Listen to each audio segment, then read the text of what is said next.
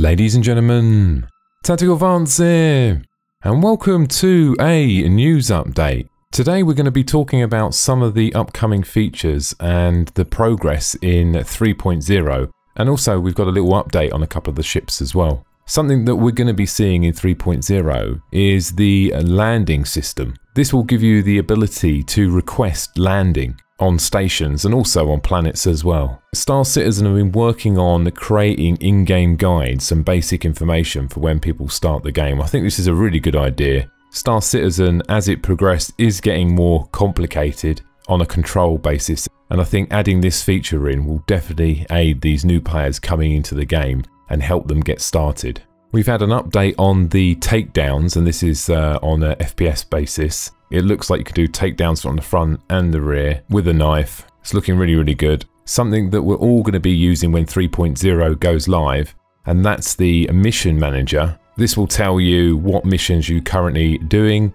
and also it will tell you the progress and where you are in that mission. We've seen quite a bit of progress on the derelict ships. Now, we did see one quite a long time ago now, and looking how far they've progressed now, they look like they've actually been there a really long time, and I like the fact that there's sort of dust effect going through the wrecks as well. And now the Procedural Generation tech is there in 3.0, and they're going to do a pass over Arena Commander and procedurally generate all the asteroids. And also there'll be some balancement changes as well on both of the maps. We've seen some progression on the Moby glass as well. This is going to give you all the information about your current health, your suit status. It's basically a personal overview of your current status. This will be the sort of go-to screen to find out information about how you actually are in game. And also it will tell you about the environments you're in, i.e. the oxygen levels, gravity and so on. In 3.0 we're going to see the first draft of the character customization. This will include a variety of hair options and also face options as well. Now keep in mind that this is going to be the sort of first draft. As the game and the development progresses over the period of time, I have no doubt that they will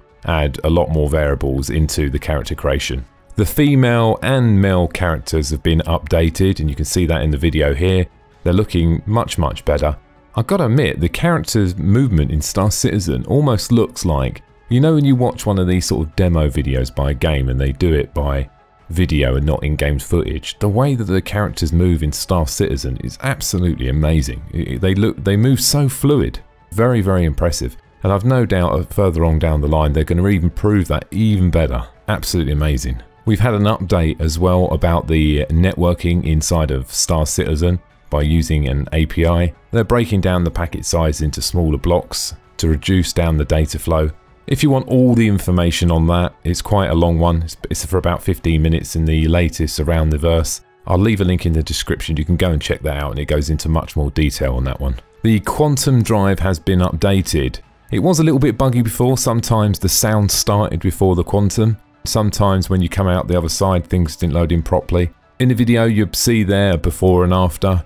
They've just tidied it up and smoothened it out a little bit. I've no doubt that they will be improving the animations as well. Now onto the ships. Star Citizen are right now working on updating the ship stats page. This is going to be having an overhaul, and they're putting systems in place to better manage the ship stats page. This has been an issue in the past. We all know this, that sometimes the ship stats change but they don't necessarily get reflected against the RSI site. It's fair to say that quite a large chunk of the RSI site, the ship stats are incorrect. They're putting in a new set of tools to manage that and to improve it, and it's a new design as well, so I'm looking forward to see what they do there. It'd be nice to actually go to the ship stats page and get the correct stats, so looking forward to seeing that change. The Origin 600i has been completed on its concept phase, so we should be seeing that probably in next ATV, I should imagine. We're going to be seeing it soon if it's finished concept.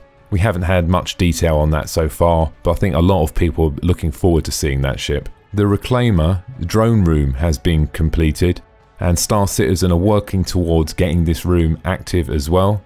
And the damage states for the ship are getting closer to completion as well. I imagine this was quite a large task. As the ships get bigger, I should imagine damage states get a little bit more tricky to do. The Gladius cockpit has had a rework. Sort of glad with that one myself. I've actually got a Gladius. I still like the Gladius. I think it's still a good ship. and this has been updated for the new cockpit experience, and also the lighting has been overhauled. The cockpit experience is the way that you interact with the controls inside the ship, so the Gladius will have the implementation of this, so I'm looking forward to trying that out once we get 3.0. The Hull C's landing gear has been completed, absolute massive ship, and also the inner bays have been completed. All ships that can carry cargo are being prepared for carrying cargo, and this is obviously because this mechanic's going to be coming in 3.0. The RSI Aurora has had its final art checks. All that's left now is just to go through bug testing and audio testing. The Terrapin is in grey box, and one thing I did notice about the Terrapin,